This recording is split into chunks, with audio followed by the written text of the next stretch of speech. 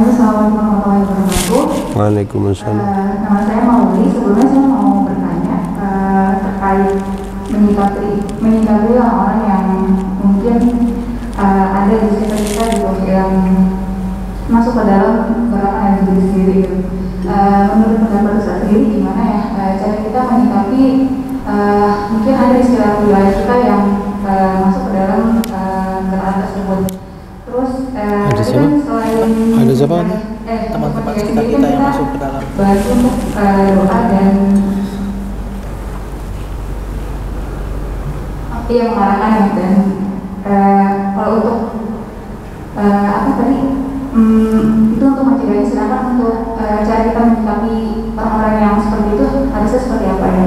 Mungkin itu aja. Wassalamualaikum warahmatullahi wabarakatuh. Assalamualaikum. Yang boleh dibantu berikan linknya satu lagi, Iwan.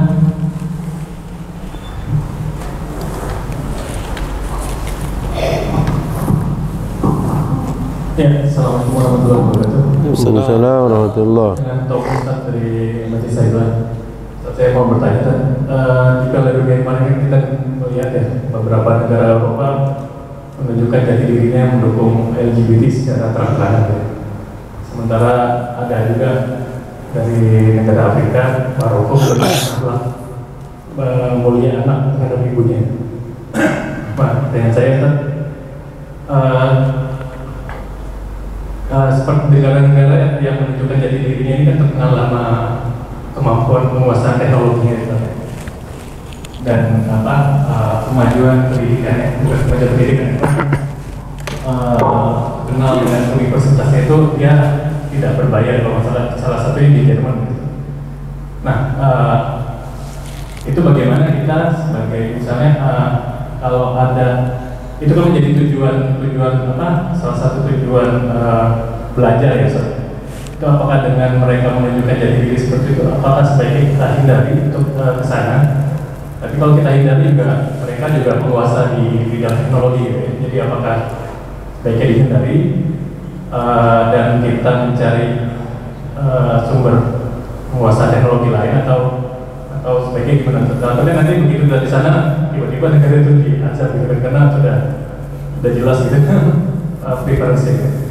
Dan kedua adalah untuk berwisata gitu. Apakah sebaiknya negara-negara yang sudah jelas menunjukkan keberpihakan ini sebaiknya kita hindari atau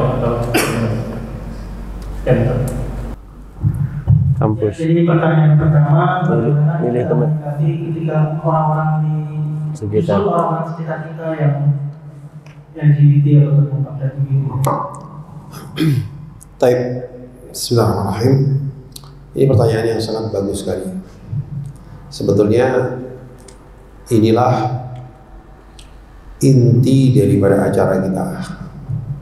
Inti daripada acara kita ini, saya yakin yang datang ini gak ada yang LGBT kok, ya. Saya yakin walaupun ada yang belum nikah mungkin, tapi insya Allah gak ada yang LGBT. Tapi intinya adalah sebetulnya bagaimana kaum muslimin ini bergerak. Kita bergerak untuk mendakwakan nilai-nilai Islam ini. Kita bergerak untuk menghadang, diantaranya adalah bergerak untuk menghadang kekuatan-kekuatan batin. Dan siapa yang masih menganggap dakwah itu hanya pekerjaan ustadz, maka dia belum mengerti tabiat daripada agama ini. Ya. Siapa yang masih menganggap bahwa sebagai muslim dia tidak punya kewajiban untuk menjadi bagian daripada kekuatan al-haq, maka dia belum mengerti tabiat daripada Islam. Ya, coba antum bayangkan, kita punya ustadz seperti Ustadz Israfil ini di wilayah kita berapa orang? Gak banyak. Terus antum-antum para pemudanya mau duduk-duduk enak-enak gitu, ngurusin hobi, ngurusin apa macam-macam, urusan dakwah diserahin ke satu ustadz saja gitu. Ya. Ini tentu saja nggak bisa. Maka setiap muslim wajib aktif, setiap muslim wajib punya peran, setiap muslim wajib mengambil peran dalam menegakkan kalimatullah. Makanya di antara para sahabat itu nggak ada yang pasif follower, itu nggak ada. Sahabat tuh nggak ada yang saya masuk Islam syahadat udah Ustaz ya Rasulullah ya, saya penting sholat puasa udah, jangan ganggu saya untuk urusan dakwah dan urusan jihad dan urusan membela agama. Nggak ada para sahabat yang pasif follower, semuanya mereka adalah aktif membela agama. Sekarang ini pendukung kebatilan menghimpun seluruh kekuatan mereka, dan dengan kekuatan yang mereka miliki, kekuatan ekonomi mereka, kekuatan media mereka, kekuatan sampai kekuatan militer mereka, kemudian kekuatan politik mereka, mereka bergerak dan dalam rangka memadamkan cahaya Allah Subhanahu wa taala. Mereka bergerak dalam rangka itu. Kita temukan di situ ada LGBT di dalam masalah moral. Kemudian kita temukan di situ ada ekonomi riba yang dipaksakan semua negara harus mengambil ekonomi riba. Ya. Di situ di sektor pendidikan kita akan temukan pendidikan sekuler yang menjauhkan anak-anak dari akidah yang benar. Dalam semua sektor mereka bergerak. Terus antum berharapnya Ustadz Israfil aja yang bergerak gitu, untuk menghadapi ini? Nggak mungkin. Maka disinilah setiap kita punya peran di dalam menegakkan kalimatullah. Ya. LGBT bergerak. Di sana ada YouTuber, influencer yang bergerak untuk memasarkan LGBT. Di mana peran kita? Untuk menelanjangi keburukan LGBT, ya, untuk menjelaskan bahwa LGBT ini di belakangnya adalah kekuatan iblis yang mendukung. Maka antum-antum yang bergerak, antum-antum yang mengumandangkan suara itu. Ini sebetulnya inti daripada pertemuan kita sekarang ini. Pertemuan kita membahas tentang keburukan LGBT, bagaimana persepsi dalam Islam dan seterusnya. Tapi bukan setelah itu antum tahu terus antum pulang tidur. Ya, nyenyak tidur, besok tidur lagi nyenyak, udah gak ada urusan sama LGBT. Bukan itu, yang penting saya sudah tahu. Antum bisa setelah tahu antum tidur nyenyak. Yang mereka pendukungnya bergerak dengan semua potensi yang mereka miliki. Nah, disinilah waktunya semua kita berpikir. Antum kumpul para remaja, pemuda Islam dengan semua potensi yang antum miliki, diailah kalimatillah. Ya. Hadang itu orang-orang pendukung kebatilan, ya, yang punya potensi di bidang ekonomi dan seterusnya. Bangun jaringan-jaringan pemuda Islam, ya, luar biasa. 1 bulan yang lalu kira-kira di Turki itu ada gerakan pemuda anti LGBT turun di jalan dalam jumlah yang besar sekali, sampai ada artis-artisnya ikut bicara di sana, ya, ikut bicara di sana mereka tentang keburukan LGBT, bahwa kami tidak ridho negara kami akan dijadikan sarang LGBT dan seterusnya. Luar biasa. Nah, makanya ini sesuatu yang harus perlu untuk dipikirkan. Jadi ini menjadi agenda-agenda ke depan dari para pemuda Islam, remaja Islam untuk bergerak. Ya. Keluar dari acara ini intinya adalah pesan yang paling penting, ya. The most important message dari acara ini adalah saya pemuda Islam terpanggil bergerak karena di sana ada orang-orang yang bergerak untuk merusak moral Islam. Itu yang paling penting. Ya, keterangan saya dari sisi kesehatan, terangan Ustaz Israfil dari sisi syar'inya bagaimana, insya Allah kelas setelah antum faham, antum bergerak. Nggak disimpan di sini dan kemudian kita tidur. Insya Allah itu. Ya, bagaimana menghadapi mereka-mereka yang seperti itu? Kita dakwah, kita perjelaskan, kita kasih buku keburukan LGBT dan seterusnya, kita sebarkan, kita buat media dan seterusnya seperti itu. Ya, ini yang harus kita lakukan sehingga kita buat orang-orang yang LGBT itu untuk mengaku bahwa dia LGBT, dia malu, dia tahu dia buruk. Itu penting. Karena kalau suara kita kalah, bukan nggak mungkin tahun sekian tahun ke depan mereka sudah bisa berani menyatakan terang-terangan, saya LGBT, mau apa kalian? Itu akan terjadi seperti itu. Ya, kalau suara al-haq itu diam. Ya, kalau suara al-haq itu diam, boleh jadi kurikulum pendidikan anak kita atau cucu kita nanti sudah mengajarkan LGBT. Bukan nggak mungkin. Makanya inti daripada acara-acara seperti ini adalah keluar dari acara ini Anda adalah pasukan pendukung kebenaran, bergerak dengan semua potensi yang miliki, potensi media, potensi apapun, ilmu dan seterusnya, gerak buat gerakan untuk menegakkan moral Islam. Insya Allah begitu. Nanti dilanjutkan oleh Ustaz Israfil. Fadhal Ustaz. Baik, lanjutin Ustaz Haidar. Ayat 36 surah Al-Anfal. Ayat 36 surat Al-Anfal. A'udzubillahi minasyaitonir rajim. Innal ladzina kafaru yunfiquna amwalahum liyasuddu an sabilillah. Allah bilang apa? Sesungguhnya orang-orang kafir menginfakkan harta mereka untuk menghalang-halangi orang-orang dari jalan Allah. Kita pengen benar, kita pengen selamat, kita pengen baik, tapi orang-orang kafir nggak pengen itu. Cara mereka gimana? Allah bilang mereka menginfakkan, mereka keluarkan harta. Maka terima kasih buat teman-teman sahabat karib, ya, pemuda-pemuda di BSD Tangerang Selatan dan sekitarnya. Antum sudah bikin acara ini, ya. Barakallahu fikum. Antum harus keluar duit, harus cari sponsor dan seterusnya. Barakallahu fikum.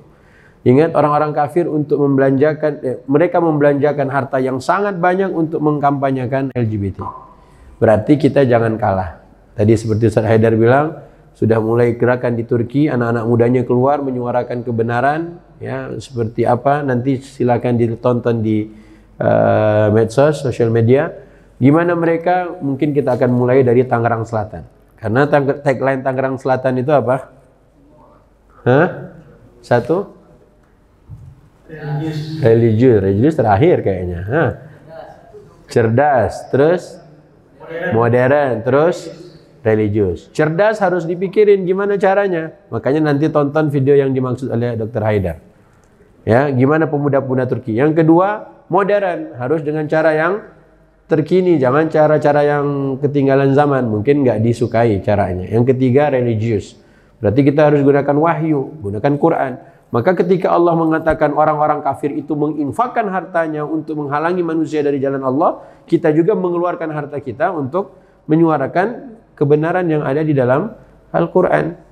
Dan Allah lanjutkan ayat yang berikutnya tentang mereka nanti dapat neraka jahanam, mereka ruginya besar banget. Nah, silakanlah dilanjutkan ayat yang tadi. Kemudian pertanyaan Mbak yang di belakang, apa kira-kira kiatnya supaya kita mendapatkan teman-teman dan keluarga diselamatkan? Maka di dalam Asy-Syu'ara Allah juga ajarkan doanya. Lihat Asy-Syu'ara surat ke-26. Di surat 26 Allah ceritakan doa Nabi Lut alaihi salam. Apa doa Nabi Lut alaihi salam? Rabbi najjini wa ahli mimma ya'malun. Ayat 169 surat Asy-Syu'ara. Mungkin doa ini tolong diviralkan dulu, sebarkan. Kita lihat dari ayat sebelumnya. Qalu la illam tantahi ya Lut latakunanna minal mukhrajin. Qala inni li'amalikum minal qalin. Rabbi najjini wa ahli mimma ya'malun. Ya. Ayat 167, ini ancaman orang-orang yang mengamalkan tadi, yang LGBT, yang apa? Sodom, kaum Sodom ataupun homo. Mereka menjawab, wahai Lut, jika engkau tidak berhenti, engkau termasuk orang-orang yang terusir. Ya, dia Lut berkata, aku sungguh benci kepada perbuatanmu.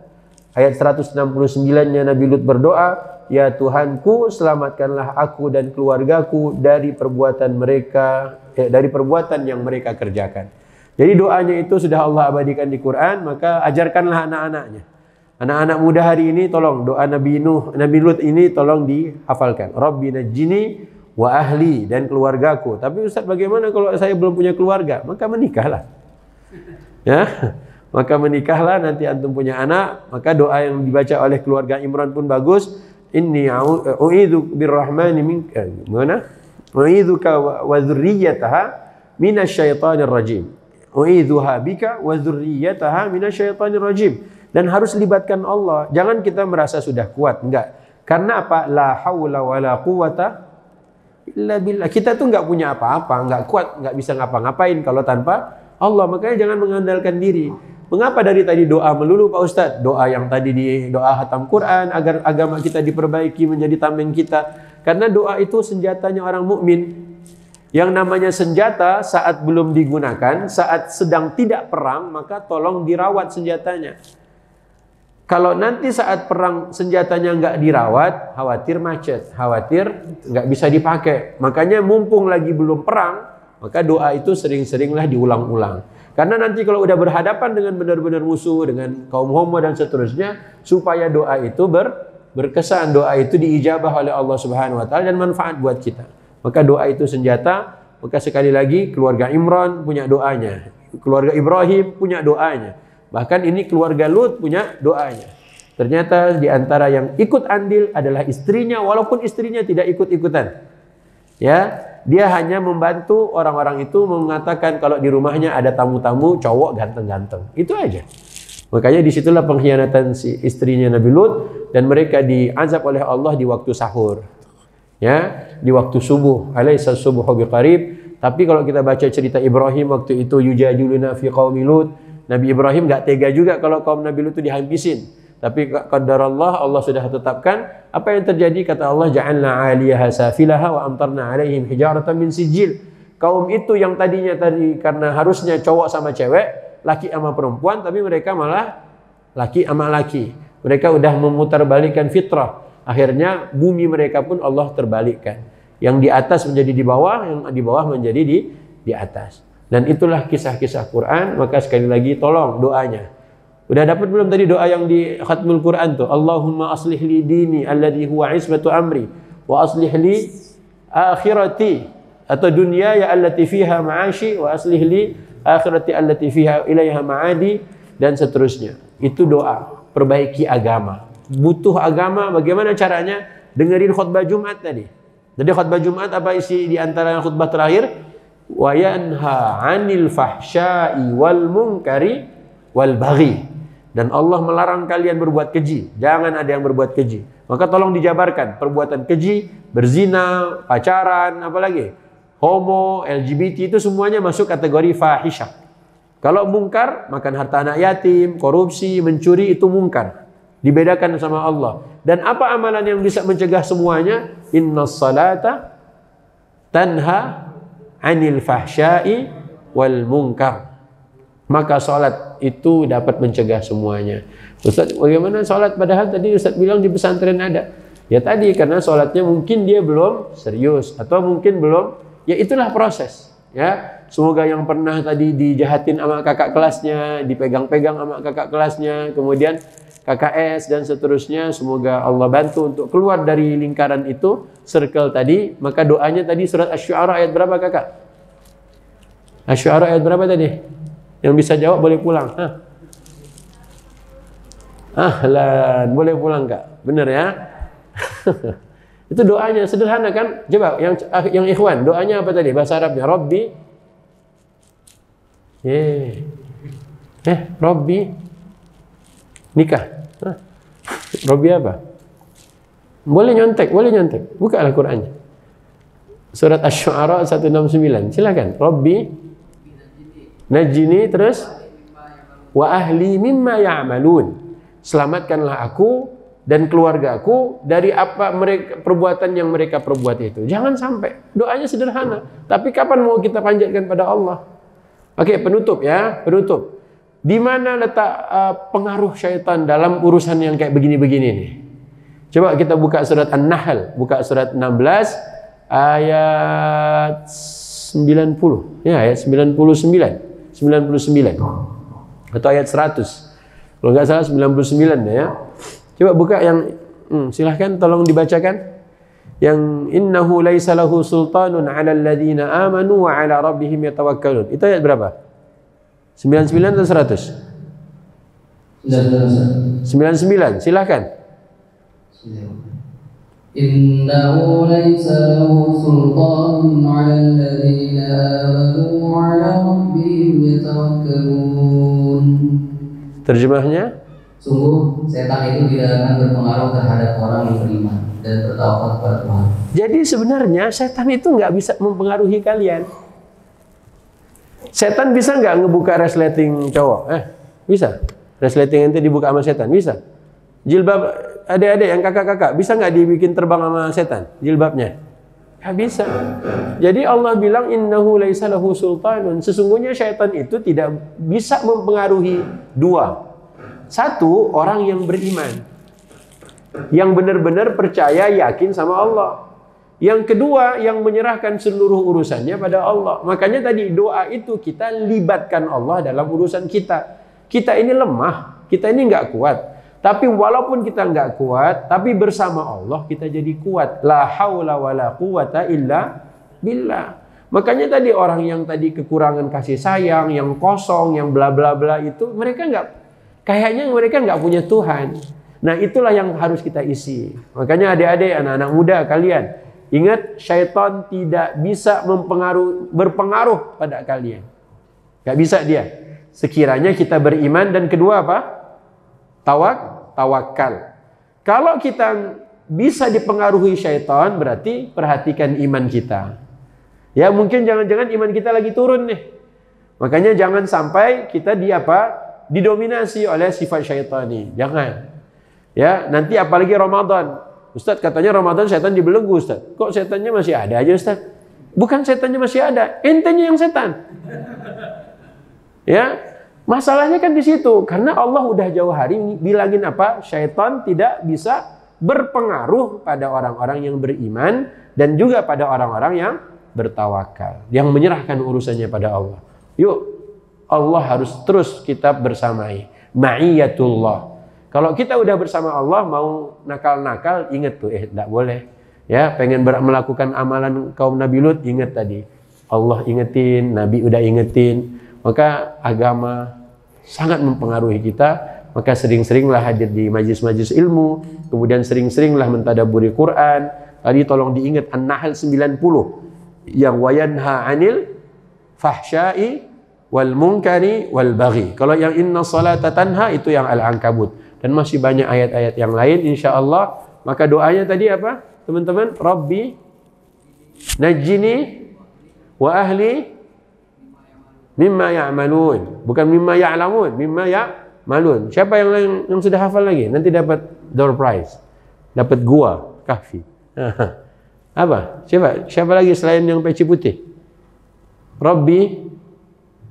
Ini kalau nggak hafal, jangan-jangan habis ini dipegang-pegang sama cowok. Ayo coba. Rabbi, lihat Qur'annya, lihat mushafnya. Nggak usah sok-sok inget gitu, belum hafal kan? Masih banyak doa-doanya ini. Asy-Syu'ara 169. Ayo semuanya. A'udzubillahi minasyaitonir rajim. Ayo semuanya. A'udzubillahi minasyaitonir rajim. Rabbi najjini. Terus. Rabbi najjini wa ahli. Lanjut. Belum, yang cowok belum dapat ayatnya. Ayo.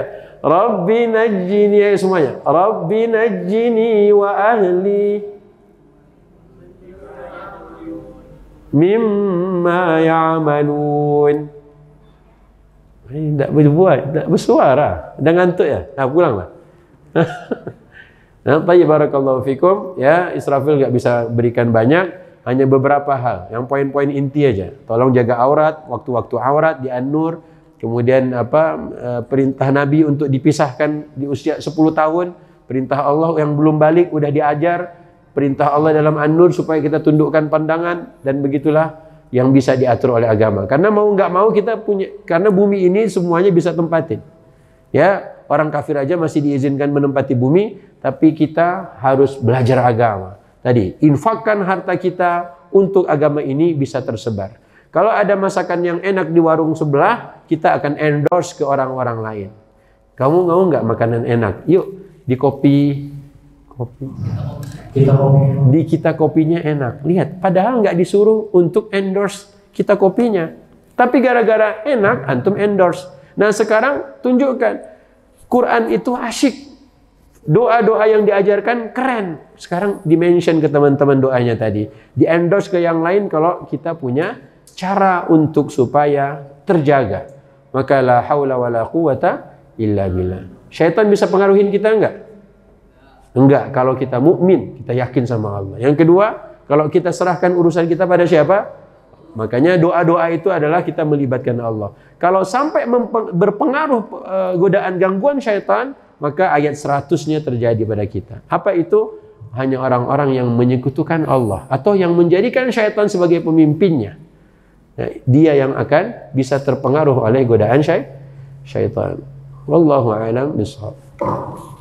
Ya, sekarang terima kasih kepada guru kita yang telah menyampaikan terkait tema pada malam hari ini. Izinkan saya untuk sedikit meringkas dari apa yang telah dibahas pada malam hari ini. Yang pertama, bahwa keluarga adalah pokok terbesar dalam penanganan LGBT atau pencegahan LGBT, baik dari segala lingkup orang tua, anak, kakak, adik, semua punya peran yang sama untuk saling mengingatkan satu sama lain.